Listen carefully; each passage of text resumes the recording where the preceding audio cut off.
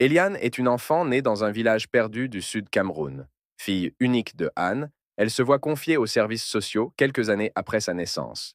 Car après le décès de son père géniteur, sa mère Anne se remarie et fonde une nouvelle famille dans laquelle Eliane n'est pas la bienvenue. C'est ainsi qu'Eliane rompt tout contact avec Anne et est déportée du sud vers le centre où elle rejoint ses nouveaux parents adoptifs, nommés Charles et Aline. Naturellement travailleuse, résiliente et empathique, la jeune fille n'éprouve aucune difficulté à s'intégrer rapidement dans sa future famille d'adoption. Charles menuisier et Aline commerçante disposent tous deux de revenus limités qu'ils préfèrent mettre à contribution pour l'instruction et l'éducation de leurs propres enfants. Désireuse de pouvoir aller aussi à l'école, comme tous les enfants de son âge, Eliane économise chaque jour son argent de beignet que lui donne Charles et en constitue plus tard un petit fonds qui lui permet de vendre des arachides et des bananes après avoir terminé ses corvées de la maison. Au fil du temps, son commerce prend de l'ampleur et est vu d'un mauvais œil par sa mère adoptive et ses 5 frères et sœurs de la demeure. Elle a cependant le soutien de Charles qui la félicite et l'encourage malgré son âge avancé à suivre des cours du soir financés avec une partie de ses économies. Studieuse et appliquée, elle évolue brillamment à l'école, mais est contrainte d'interrompre ses études au lycée, en classe de seconde pour faute de moyens.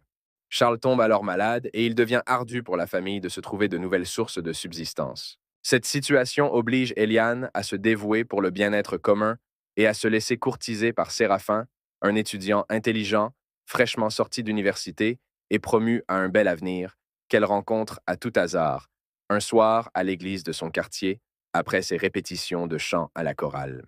Peu de temps après, Eliane accepte la demande en mariage de Séraphin et les deux se marient, malgré les objections formulées par certains membres de la famille de ce dernier. Séraphin est recruté par la suite comme contremaître à la production dans l'usine de Nestlé, Cameroun, et doit quitter la ville de Yaoundé pour celle de Douala, où il est attendu pour débuter son service. Il emmène avec lui son épouse et le couple s'installe dans une maison en location-vente de Bonabéry, un quartier calme et proche du lieu de travail de Séraphin. La vie est harmonieuse au sein du couple jusqu'à l'année suivante où Charles décède. Eliane, déjà enceinte à ce moment-là, assiste au deuil et décide de prendre sous son aile l'une de ses jeunes sœurs afin de réduire la charge qu'a Aline désormais veuve. Malgré la réserve de son époux, Eliane parvient à le convaincre du bien fondé de son geste et Séraphin finit par céder et à accepter la venue de Mélanie sous leur toit. Quelques mois plus tard, Eliane accouche d'une fille, ce qui lui vaut le mépris et le dédain de sa belle famille, qui ne voit en elle qu'une bonne à rien. Femme au foyer depuis son mariage, Eliane décide de poursuivre ses études et de trouver un travail pour s'épanouir davantage et redorer son image. Mais son époux s'y oppose, prétextant que leur petite fille a besoin de ses bons soins à la maison et que sa jeune sœur Mélanie ne saurait jouer ce rôle à sa place. Frustrée, mais soumise, Eliane obéit à son époux et oublie ses rêves et ses ambitions pour se consacrer à sa famille. Entre-temps, elle prend une nouvelle grossesse pendant que sa sœur Mélanie, maintenant diplômée d'un baccalauréat technique en gestion, obtient un travail lucratif à la Camer par l'intermédiaire d'une relation importante de Séraphin. À l'issue de sa grossesse, Eliane accouche une nouvelle fois d'une fille, ce qui augmente la grogne de sa belle famille et attise sur elle le courroux de son mari. Des tensions naissent dans le couple et Mélanie est dorénavant citée en exemple par Séraphin lorsqu'Eliane a recours à lui pour payer la plus élémentaire des charges domestiques comme une boîte d'allumettes dans la maison. Eliane se voit critiquée, rabaissée et humiliée par son époux devant Mélanie qui ne se gêne pas pour en remettre une couche quand elle le juge nécessaire. Seule au monde, Eliane se rend bien compte qu'elle n'a aucune vraie famille capable de la soutenir en cas d'épreuve car ses rapports avec sa famille adoptive ont toujours été faits d'hypocrisie et de faux semblants. Elle intègre des groupes d'associations et assiste souvent à des réunions dans le but de socialiser avec des personnes extérieures pouvant lui venir en aide en cas de besoin, mais cette initiative déplaît fortement à son mari qui interdit l'accès de son domicile à toute personne membre de ces associations.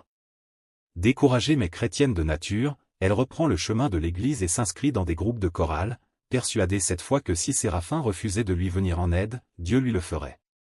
La Providence en effet s'en mêle et Eliane rencontre fortuitement un vieil ami du lycée qui lui propose de donner sa candidature pour un emploi actuel disponible à la poste. Enchantée, Eliane retourne chez elle et en discute avec son mari qui rejette l'idée, ne voyant dans cette main tendue, qu'un prétendant déguisé voulant user de manœuvres pour lui ravir sa femme. Surmenée et à bout de nerfs, Eliane fait une crise et se retrouve à l'hôpital où l'on découvre après quelques examens qu'elle est de nouveau enceinte. Cette nouvelle opportunité perdue affecte le moral de la jeune femme qui broie du noir et accouche plus tard d'une troisième fille.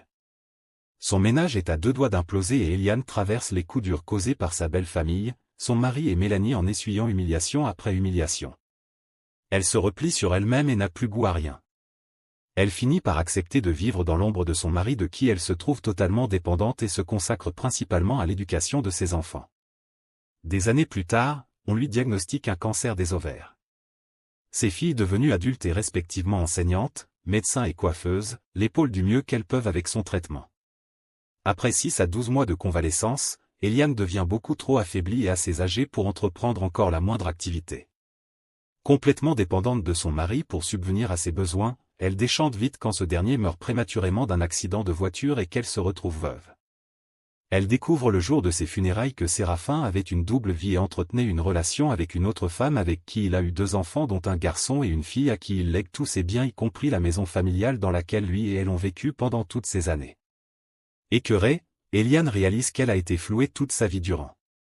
En rémission d'une maladie aussi ravageuse que le cancer, démunie financièrement, sans diplôme et sans travail, veuve d'un mari qui lui a tout pris et mère de 3 filles toutes mariées à des hommes peu enclins à accepter la charge permanente d'une belle-mère encombrante, Eliane prend la décision difficile à 59 ans de se suicider et d'écrire une lettre qu'elle dépose à son chevet à l'intention de ses filles. À vous qui venez de lire cette histoire triste, qu'auriez-vous fait différemment si vous aviez été à la place d'Eliane ?